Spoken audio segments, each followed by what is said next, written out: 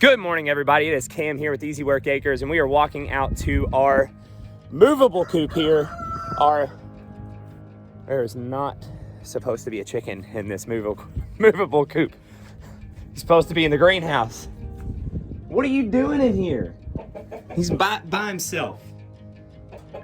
Got Mr. Rudy over here. I guess he made his way over here last night, hopped the fence or something. I don't know what it is with these birds, but every now and then they like to hop the fence.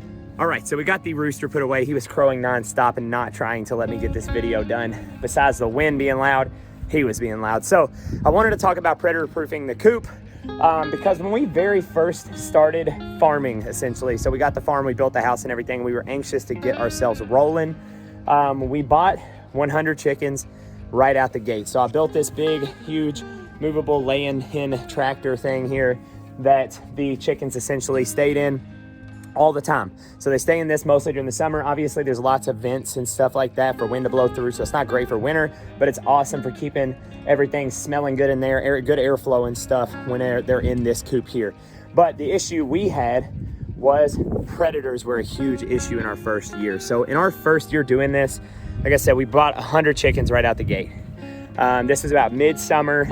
Within 2 months, we were down to 50, and 50 of them were gone, all 100% due to predators. And it was a huge issue for us, and we couldn't figure out why it kept happening. We continued modifying the coop repeatedly. We had this electric fence already set up, so we were like, okay, well, these ground predators are finding a way under the fence, or they're finding a hole in the fence, or the fence is not staying electrified. And every time we looked at it, there was nothing wrong with the fence. We could not figure out what was going on. Then we started looking at the coop itself. You know, it had some open spots in it and stuff like that because I wasn't too concerned about it being closed down like Fort Knox. Like obviously it's all metal down the sides and stuff.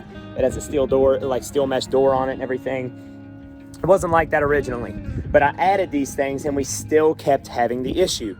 We continued to have the issue. At one point, this metal right here was chicken wire, and I had something get through the chicken wire and get a rooster off. It was non-stop. It felt miserable. You know, by the end of that summer, like when we were like when we've lost almost 50, like well into 30 at that point, I already was losing hope. But by the time we hit like half of our flock, it almost made me want to quit trying to be a farmer altogether. I was like, all I'm doing is just getting animals killed. This isn't for me. I don't know what I'm doing wrong. And of course you see all these people on YouTube and stuff doing this and having no issue whatsoever. I tried all their different tricks. So moving on to the tricks. So one of the tricks was obviously closing them up morning and night. Morning and night, always close your chickens up so nothing can get to them, and that will solve the problem. Didn't work for us. This stupid owl right here for hawks didn't work. I even moved it every single day, did not do anything for us. Obviously we have an electric fence because we moved this around, so we didn't have to worry about ground predators. We have dogs. When we first got the dogs, they were puppies. They weren't great protectors or anything, but the presence of dogs usually are enough to keep predators down. That wasn't the 100% solution yet. So what we found was, one, identifying your predator is like the number one. We found quickly that it wasn't a ground predator. Our fence worked fine. And obviously we had dogs around, so if there was, those dogs would have definitely ran them off. What we did find was that it was an aerial predator, something that is flying in and killing our chickens, and it turned out being a hawk. So there's different ways to identify what your predator is. Ours was a hawk, and you can do that based on how they kill the animal. You can do that for both the ground and aerial predators. So definitely do that. Identify what is killing your chickens by how the chickens have been killed. Now, we figured out it was a hawk, and we thought we were smarter than the hawk. Wrong. Don't ever think you're smarter than the predator. Just do your best to try and be.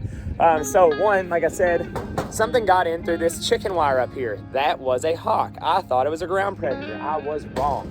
So we had a big rooster that sit up on this pole right inside this wall here. And apparently a hawk, which I found out, of course, by losing chickens, will try to, if they feel safe to sit there and hang out and try and work at something, they will, just like any other predator will. They'll fly in. He hung out somewhere where he could stand, and then he pulled at that wire and pushed through because he sees, you know, 60 plus birds in there just waiting to be eaten, and he's gonna sit there and try as long as he feels okay.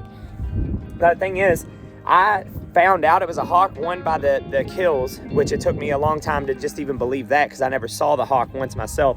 But once I started seeing this dude flying in and like sitting on the edge of a fence post or something, and then, so now I know it's a hawk.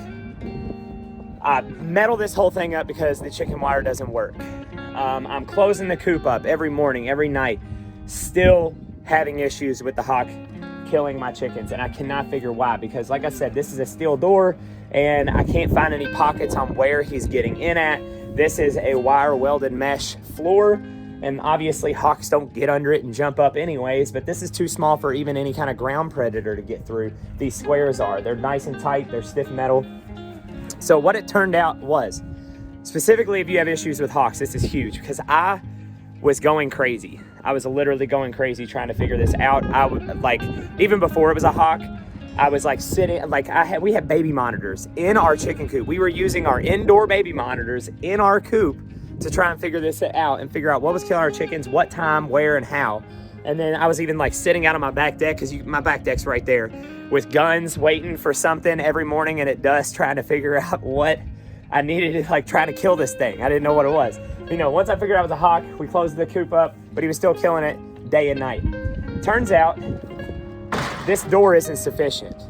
It's not that it's not sturdy enough, it's that it's too daggone big. So turns out hawks, as long as they feel like they have a safe entry and exit way, will fly straight up in this coop as soon as you walk off, because they will learn your schedule. They will learn your day-to-day schedule. When you come out to let them out, when you go back in the house, they'll sit there in a tree somewhere and wait till you're gone, and they'll come and try and attack your chickens. So this little drape right here, this is all I put up. Once I learned that, I think I found that on a random article somewhere, I put this up to where this drape basically hung right here, to where it only this much was open for the chickens just to go up into here and nothing else. As soon as I put that up, it stopped. No more killed chickens at all. Basically, this kept the hawk from being able to, one, visually see his prey from a distance inside the coop, and then he was uncomfortable now to fly in, because it might not be an easy escape if, say, I or the dogs were able to get to this coop and get him out of here.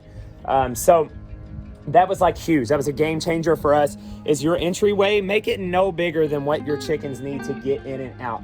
Now, when we move them back in this coop, we'll probably put a drape or something up, or I might go ahead and modify this door to where it's a double swing door, where the top half and bottom half, because we don't really get in the coop anymore that much. The back opens up for nesting boxes, but that was huge. So if you're having issues with something getting in and you have a man-sized door to get in your coop, fix it to where there's only a small area for the chickens to get in and out. That was like the only thing that I hadn't already done to this entire coop that the hawk continued to feel comfortable coming in and attacking my chickens.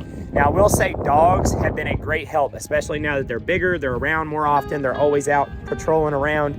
We haven't had any predator issues in over a year since we figured this out and had dogs. Obviously we have electric fence, but the electric fence has pretty much almost been unnecessary since we got the dogs. Actually, like, it is completely unnecessary. It's not even hooked up right now because there's some repairs I have to make to the fence. So do all these things. Take predator proofing your coop serious. You don't like seeing your chickens just dying for no reason. And you want to make sure that they feel safe. They don't lay eggs if they don't feel safe. If they're stressed out all the time, and it literally will cause them to not lay eggs because their stress levels are too high. So do your best to try and prevent this. That's all I got for you today. Hope you all have a great day. Like and subscribe to the channel.